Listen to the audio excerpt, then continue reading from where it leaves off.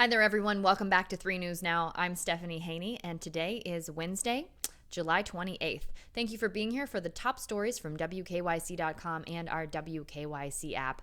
As we continue to follow our Ohio athletes in Tokyo, we now know that Simone Biles has decided to withdraw from the individual all-around competition. She will not be defending her Olympic title in that specific category. She withdrew from the event that would happen on Thursday to focus on her mental well-being. USA Gymnastics said in a statement today that she's opting not to compete, and this decision comes a day after she removed herself from the team women gymnastics final following one rotation where she wasn't feeling that she was mentally ready to compete. The organization has said, as it said previously, that Biles will be evaluated each day to see if she'll participate in the next week's individual events. She did qualify for the finals on all 4 apparatuses. That's something she didn't even do in her 5-medal winning year in Rio in 2016. Now, something that's getting conversation now related to this is the Twisties. Now, Biles chose to leave the finals on Tuesday after a very uncharacteristic performance. Her plan was to do a move on the vault that required 2.5 twists. Well, she completed 1.5 of those twists, and then she had a landing where she took a deep step forward, and that surprised everyone, including the judges. Now, leaving that event, she said she was looking forward to mental rest, and she later told reporters, "I just don't trust myself as much as I used to." And it's been a big topic of conversation. We saw her performing that Yurchenko vault, which is a double piked flip off of the vault in practice, and people asked her, that's a dangerous move. Why are you doing that dangerous move? And she said, because I can. And that is the attitude that we're used to seeing from Simone Biles. So for her to be open about her mental struggles right now is something that thankfully people are embracing, but not something that they're necessarily used to. Now, there's a renewed focus on consciousness, but also a need to protect gymnasts from harm, because if you're not in a psychological state, experts say, to do this, you could actually end up hurting yourself. Biles said it's the Olympic Games, but at the end of the day, it's like we want to walk out of here and not be dragged out of here on a stretcher. Now, gymnasts have a slang word that they use to describe this feeling that's otherwise kind of difficult to understand. It's called the Twisties. After withdrawing from the women's team event, Biles told reporters that she was having a little bit of the Twisties. This is a scary phenomenon for gymnasts from what we've been told. It's when your rhythm is off and your mind won't allow you to complete a trick. Gymnast Lori Hernandez told Olympics.com it's your brain will stutter for a half a second, and that's enough to throw off the entire skill. Now, in practice, gymnasts can overcome the Twisties in a safer environment. They can do twists in a foam pit until they start to feel more comfortable. But at the Tokyo Olympic Games, there's a limited equipment and mats available, and that means there's no foam pit, and there's not a safe space like that to practice those routines when you're feeling that way. Now, to replace Simone Biles in the individual all-around final, it will be Phoenix gymnast Jade Carey. Now, she initially didn't qualify because she was the 3rd-ranking American for the all-around individual finals behind Biles and Sunisa Lee. And there's a rule from the International Gymnastics Federation that countries can only have 2 athletes per event in the finals. So with Biles withdrawing, that opens that space for Jade Carey from Team USA. And that competition will take place early Thursday morning. That'll be starting at 5:50 a.m. on NBC. So that's bright and early tomorrow morning. Make sure you go to WKYC.com/Olympics to stream those live events. Now, we spoke just yesterday with Olympic champion Dominique Mocano, and she said that she could understand where Biles was coming from. She said, for us, it could be psychological. It could be our own interpretation of perfectionism. It could be the expectation of the weight of everyone's relying on me or counting on me.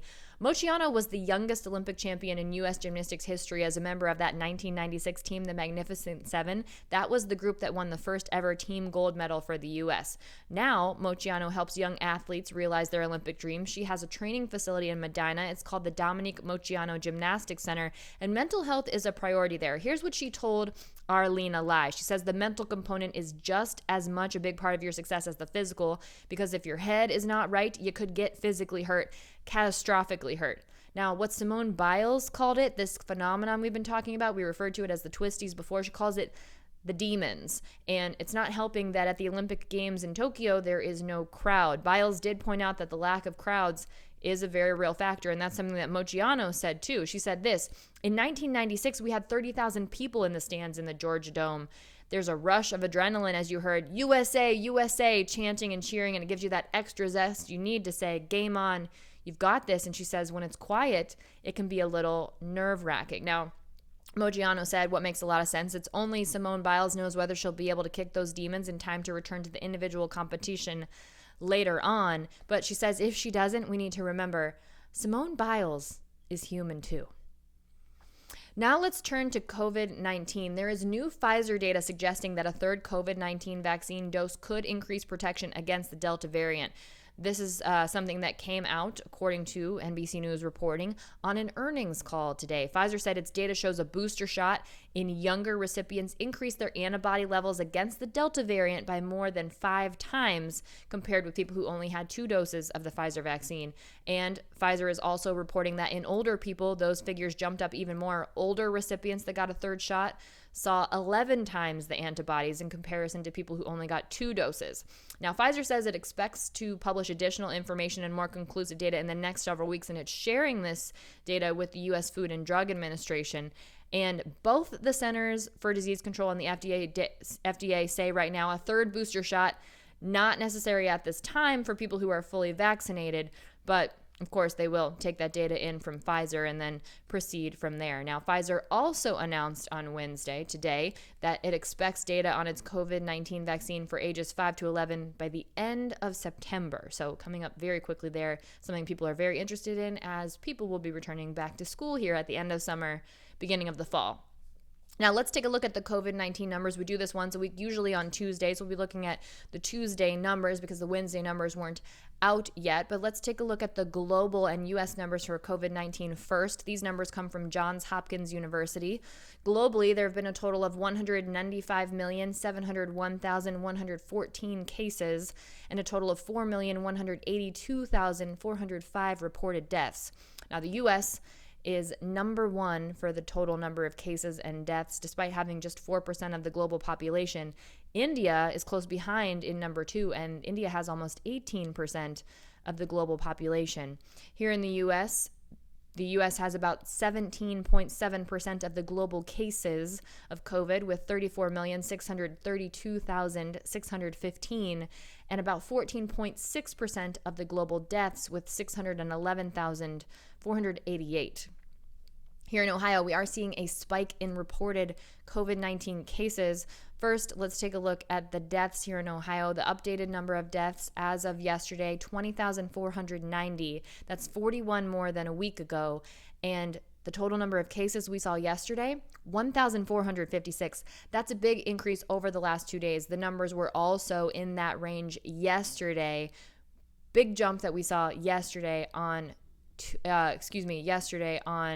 Monday. So the numbers are from Monday because on Tuesday there were 1,456 cases reported. So big increase there. As of then, there were 560 people in the hospital and 156 of those people being treated in the ICU. Now, our vaccination numbers here in Ohio staying kind of stagnant still. About 5.3 million people fully vaccinated, almost 46% of Ohio's population. Here's something important if you like to season your foods. McCormick's and Frank's Red Hot seasonings have been recalled due to a salmonella risk. The FDA is warning of possible contamination in multiple products with the McCormick Spice brand and Frank's Red Hot seasoning. The voluntary recall is with McCormick's Perfect Pinch Italian seasoning, Culinary Italian seasoning, and Frank's Red Hot Buffalo Ranch seasoning.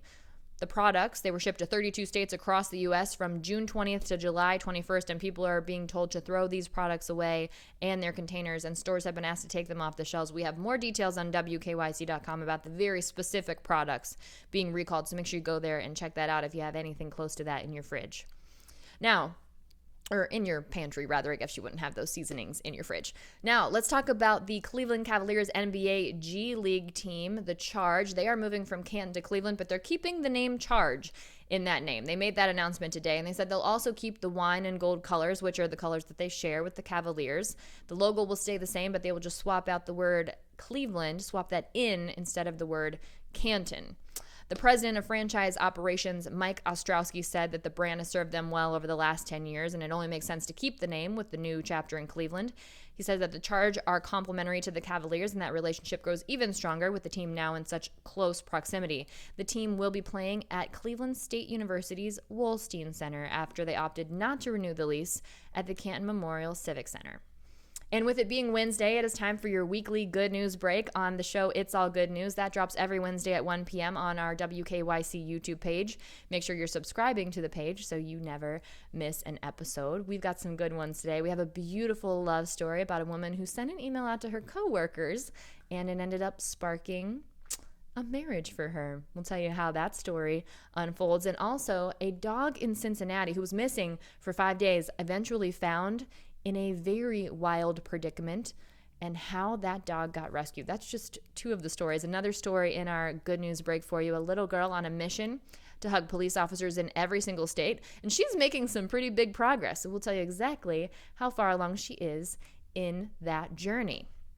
And today is the first day of training camp for the Cleveland Browns in Berea. WKYC.com is on the scene with live updates from the Cross Country Mortgage Campus in Berea. So follow WKYC on Twitter. It's just at WKYC to get those updates from Ben Axelrod and Shawn Dunagan. This practice is closed to the public today. Kicked off at 2:25 p.m. Players and head coach Kevin Stefanski will also be speaking to reporters. We've got the full schedule for the Browns 2021 training camp on WKYC.com as we get even closer to the return of football season.